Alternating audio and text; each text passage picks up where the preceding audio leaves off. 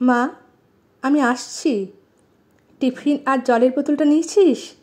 হ্যাঁ, নিয়েছি। আর ছাতাটা? কে জানে কখন বৃষ্টি চলে আসে। হ্যাঁ মা, নিয়েছি। এবার আমি আসি। আর হ্যাঁ, আমার আজকে স্কুল থেকে ফিরতে একটু দেরি হবে। সুমনের বাড়ি যাব একটু, ওর কাছ থেকে কিছু নোটস নেওয়ার আছে। সুমন তো পড়াশোনায় খুব একটা ভালো নয়, তার কাছ থেকে তুই আবার কী নোটস নিবি? ওর কাছে একটা নোটস আছে যেটা আমার দরকার খুব, তাই ওর বাড়ি যাব। ঠিক আছে, বেশি দেরি করবি না, কিন্তু তাড়াতাড়ি ফিরে আসবি।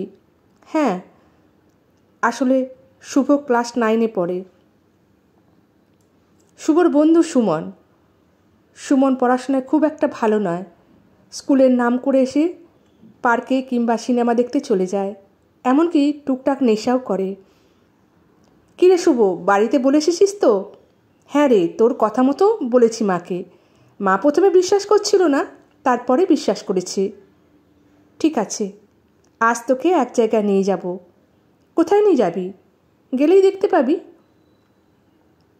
স্কুল ছুটির পর সুমন এবং শুভ বেশ কিছুটা দূরে গিয়ে একটা দোকান থেকে দুটো সিগারেট কিনল। সুমন শুভকে উদ্দেশ্য করে বলল, চল একটান মেরে দেখ, সেই মজা। শুভ সুমনের কথা মতো খেতে লাগলো।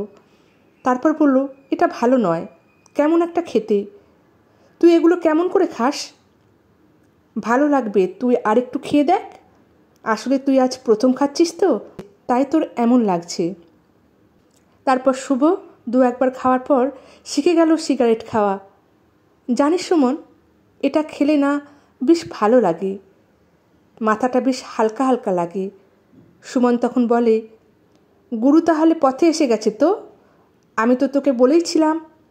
তারপর শুভ শুরু করে দেয় নেশা করা, যেটা শুভর মা বাবা বা পরিবারের কেউ জানতে পারেনি।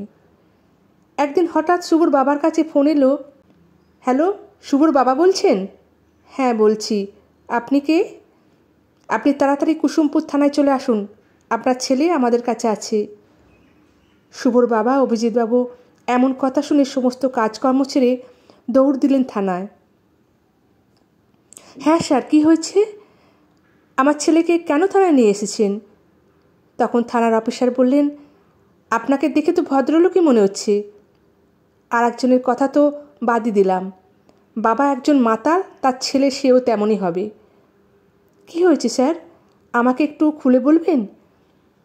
আপনার ছেলে এবং ওই ছেলেটা দুজনে মিলে স্কুল পোশাক পরে একটা জঙ্গলে বসে মদ খাচ্ছিল, আমরা দেখতে পেয়ে থানায় নিয়ে এসেছি। কি বলছেন স্যার? হ্যাঁ ঠিকই বলছি। কতটুকু বয়স আপনার ছেলের? আজ থেকে এই অবস্থা। ছেলে মেয়েদের এই বয়সটা খুব একটা ভালো নয়, তাই এই সময়ে ছেলে মেয়েদেরকে একটু চোখে চোখে রাখতে হয়। এটা প্রথমবার বলে আমি ওয়ার্নিং দিয়ে ছেড়ে দিচ্ছি, কিন্তু দ্বিতীয়বার হলে আর ছাড়ব না। আর হ্যাঁ, একটা কথা বলি, বাড়ি গিয়ে আবার ছেলেকে মারধর করবেন না যেন। এখনকার ছেলেমেয়েরা আবার একটু সেন্টিমেন্টাল, রাগের বশে আবার উল্টোপাল্টা না কিছু করে ফেলে। ভালো করে বুঝিয়ে বলবেন, এরকম বন্ধুর পাল্লায় যেন না পড়ে। আসলে সন্তান 14 বছরের গণ্ডি পেরোনোর পর তার সঙ্গে বন্ধুর মতো মিশতে হয়, কোনটা ভালো কোনটা খারাপ বুঝিয়ে বলতে হয়।